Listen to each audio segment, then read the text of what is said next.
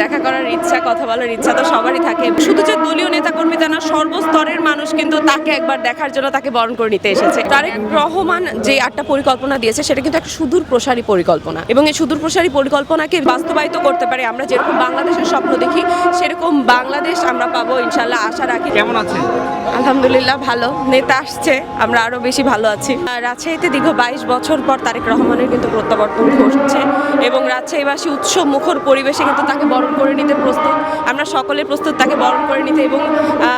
গত 2 দিন ধরেই কিন্তু প্রস্তুতি চলছে এবং সকাল থেকে কিন্তু মাদ্রাসার মাঠ, যেটা ঐতিহাসিক মাদ্রাসার মাঠে ভিড় জমেছে, এবং শুধু যে দলীয় নেতাকর্মী তা না, সর্বস্তরের মানুষ কিন্তু তাকে একবার দেখার জন্য তাকে বরণ করে নিতে এসেছে এবং রাজশাহীবাসী এই ব্যাপারটাকে অনেক বেশি উপভোগ করছে।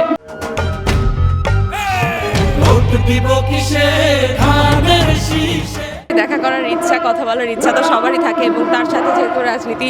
মাঠে আছি, হয়তো সামনাসামনি এর আগে কখনো কথা হয়নি, আজকে হবে ইনশাল্লাহ, দেখা হোক। তারপরে পরিস্থিতি বুঝে আসলে তার কাছে তো আমাদের এটাই চাওয়া, সে যেন যেভাবে আমাদেরকে গাইড করে যাচ্ছেন সে যেন পুরো দেশের মানুষকে সেভাবেই সামলান, তার পরিকল্পনা অনুযায়ী তাকে সে চলুন, এবং আমরা যে তার পাশে সবসময় আছি শুধু এটুকুই তাকে আমরা বলতে চাই। তারেক রহমান যে 8টা পরিকল্পনা দিয়েছে সেটা কিন্তু একটা সুদূর প্রসারী পরিকল্পনা, এবং এই সুদূর প্রসারী পরিকল্পনাকে যদি আমরা সরকার গঠন করতে সক্ষম হই এবং বাস্তবায়িত করতে পারি আমরা যেরকম বাংলাদেশের স্বপ্ন দেখি সেরকম বাংলাদেশ আমরা পাবো ইনশাল্লাহ, আশা রাখি। যেখানে আসলে